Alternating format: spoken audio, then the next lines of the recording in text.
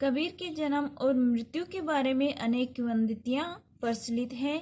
कहा जाता है कि सन 1398 में काशी में उनका जन्म हुआ और सन 1518 के आसपास मगहर में इनका देहांत हो गया। कबीर के विधिवत शिक्षा नहीं पाई थी कि कबीर ने विधिवत शिक्षा प्राप्त नहीं की थी, परंतु सत्संग, पर्यटन तथा अनुभव से उन्होंने ज्ञान प्राप्त किया था। भक्तिकालीन निर्गुण संत परंपरा के प्रमुख कवि कबीर की रचनाएं मुख्यतः कबीर ग्रंथावली में संग्रहित हैं, किंतु कबीर पंथ में उनकी रचनाओं का संग्रह बीजक में ही प्रमाणिक माना जाता है। कुछ रचनाएं गुरु ग्रंथ साहब में भी संकलित है। कबीर अत्यंत उदार, निर्भय तथा सद्गृहस्थ संत थे। राम और रहीम की एकता में विश्वास रखने वाले कबीर ने ईश्वर के नाम पर चलने वाले हर तरह के पाखंड, भेदभाव और कर्म कांड का खंडन किया है। उन्होंने अपने काव्य में धार्मिक और सामाजिक भेदभाव से मुक्त मनुष्य की कल्पना की।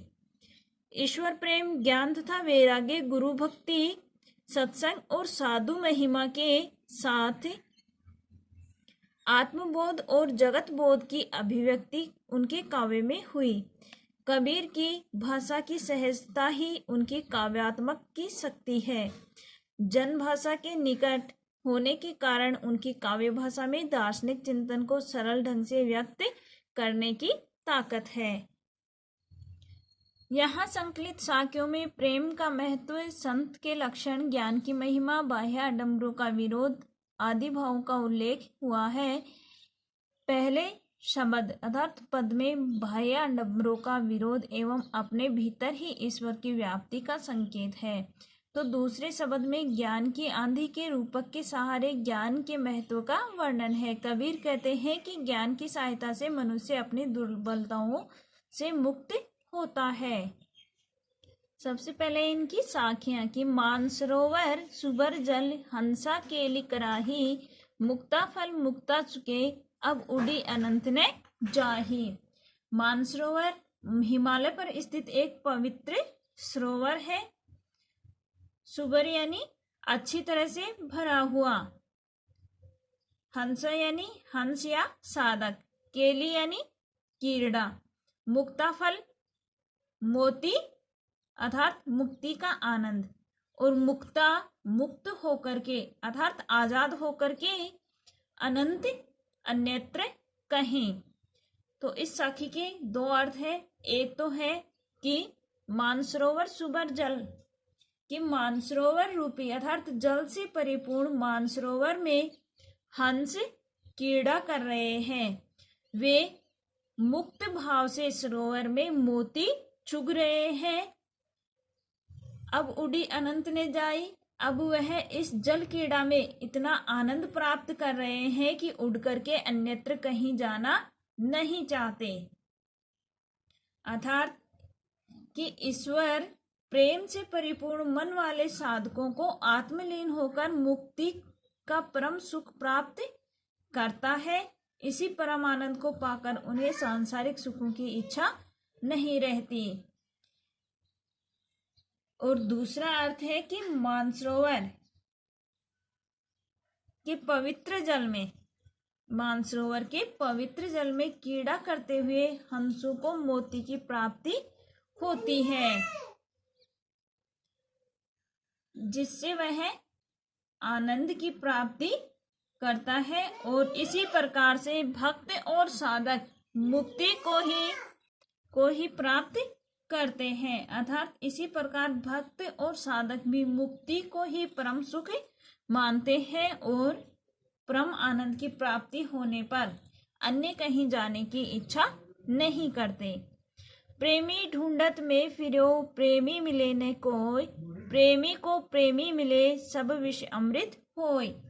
यहाँ पर कबीरदास जी कहते हैं कि प्रेमी अर्थात प्रभु का जो भक्त है वह विष यानी सांसारिक दुख, अमृत यानी परम आनंद, कि प्रेमी को अर्थात किसी सच्चे प्रभु भक्त को खोजने के लिए मैं निकला, लेकिन बहुत प्रयत्न करने पर भी, बहुत प्रयास करने पर भी मुझे कोई नहीं मिला।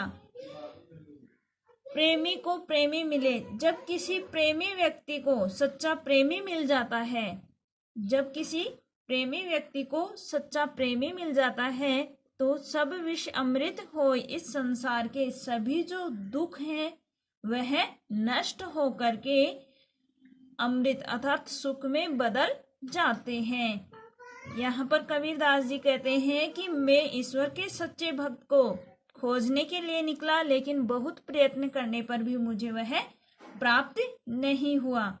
और जब किसी प्रेमी को प्रेमी मिल जाता है अर्थात सच्चा भक्त मिल जाता है, जब किसी भक्त को सच्चा भक्त मिल जाता है, तो इस संसार के सभी जो कष्ट हैं, दुर्गुण हैं, वह सुख में बदल जाते हैं।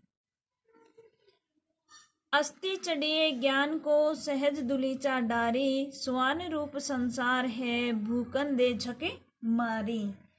यहाँ पर कबीरदास जी कहते हैं कि अस्ति यानी हाथी, सहज यानी स्वाभाविक, दुलीचा जो कालीन होती है, समाधि होती है अर्थात छोटा जो आसन होता है वह, डारी डाल करके, स्वान कुत्ता, झक मराना मजबूर होना अर्थात अपना वक्त बर्बाद करना। तो यहाँ पर कबीरदास जी कहते हैं कि जो तुम ज्ञान रूपी, ज्ञान को कि तुम ज्ञान रूपी हाथी पर चढ़ करके आराम से समाधि, सहज यानी आराम से समाधि डाल करके निश्चिंता से चल रहे हो। अर्थात तुम ज्ञान रूपी हाथी पर आराम से समाधि रूपी आसन बिछा करके निश्चितता से चल रहे हो, निश्चित होकर के चल रहे हो। तो इस संसार में, इस संसार में कुत्ते के सम्मान है, स्वान रूप कुत्ते के सम्मान है। भूकंदे झकमारी की जो हाथी पर चलते देख करके व्यर्थ में ही भोगता रहता है। अर्थात जो प्रभु साधक को, अर्थात जो साधक होते हैं उनको दुनिया की निंदा की परवाह किए बिना साधना पथ पर आगे बढ़ते जाना चाहिए। पखा पखी के कारणे सब जग रहा भुलान, निरपंख होई के हरि भजे सोई संत सुजान। पखा पखी पक्ष विपक्ष, कारणे कारण, निरपंख यानी विवाद से दूर, निरपंख विवाद से दूर, सुजान ज्ञानी, सुजान यानी ज्ञानी।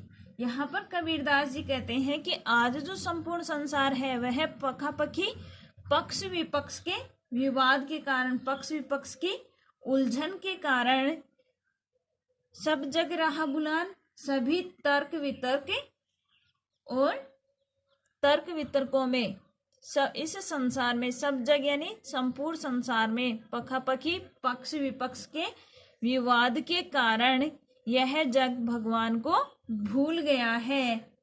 और निरपंख होई के हरि भजे, निरपंख विवाद से रहित अर्थात विवाद से दूर होकर के जो ईश्वर की भक्ति करता है, सोई संत सुजान, वो ही सच्चा संत है, वो ही सच्चा संत है। अर्थात पक्ष विपक्ष के विवाद को छोड़ करके जो ईश्वर की भक्ति करता है वो ही सच्चा संत है। हिंदू मुआ राम कही, मुसलमान खुदाई, कहे कबीर सो जीवंता, जो दूह के निकट न जाई। हिंदू मुआ राम कही, मुसलमान खुदाई।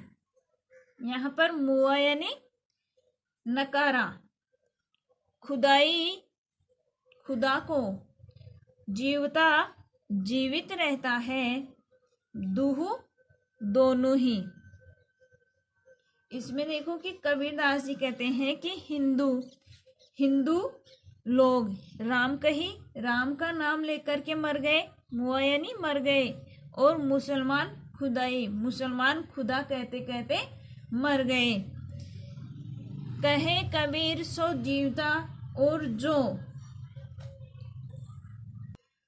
वो ही लोग जीवित हैं, अर्थात वो ही लोग जीवित कहलाने के अधिकारी हैं जो दूह दोनों के निकट न जाई, राम और खुदा दोनों के निकट ही नहीं जाते हैं, अर्थात राम और खुदा दोनों में कोई भी भेद नहीं करते हैं, वे दोनों ही जीवित हैं।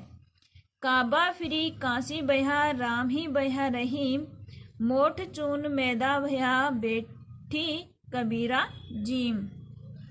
काबा काबा है जो मुसलमानों का पवित्र तीर्थ स्थान है, और काशी हिंदुओं का। भया हो गया है, मोटा यानी मोट यानी मोटा, मोट मोटा, चून यानी जो आटा होता है उसके लिए आया है, और जीम यानी भोजन करना। यहाँ पर कबीरदास जी कहते हैं कि जो कबीर है वह धार्मिक भेदभाव से ऊपर उठ करके कहते हैं कि मुसलमानों का जो पवित्र तीर्थ काबा काशी के समान है, और राम और रहीम नाम एक समान ही पवित्र है, अर्थात मुसलमानों का जो तीर्थ स्थान है काबा और जो काशी है हिंदुओं का जो तीर्थ स्थान है काशी, वो एक समान है, और राम और रहीम दोनों में समान पवित्रता है। जिस प्रकार से मोटा आटा समझ करके, अर्थात जो मोटा आटा होता है, मोट चून यानी मोटा जो आटा होता है वह खाने में असमर्थ रहता है, उसी प्रकार से अब उसी के लिए वह मैदा बन गया है, अर्थात अत्यधिक बारीक बन गया है।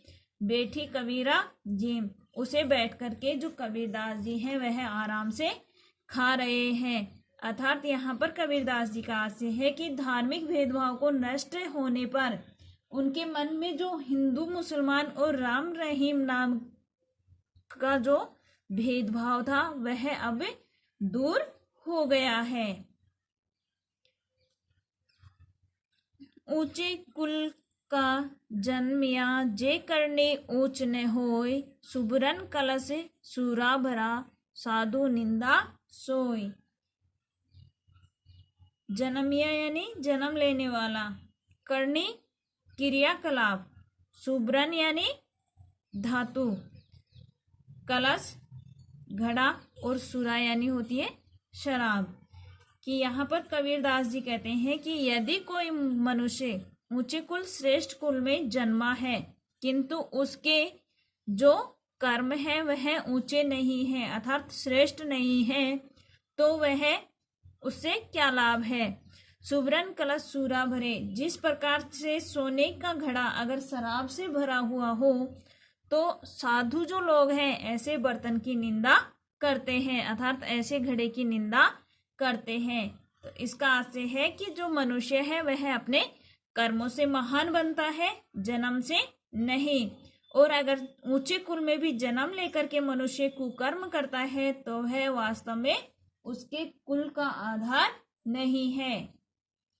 तो यहाँ पर कबीर ने इस पद में मनुष्य की श्रेष्ठता का वर्णन किया है। धन्यवाद।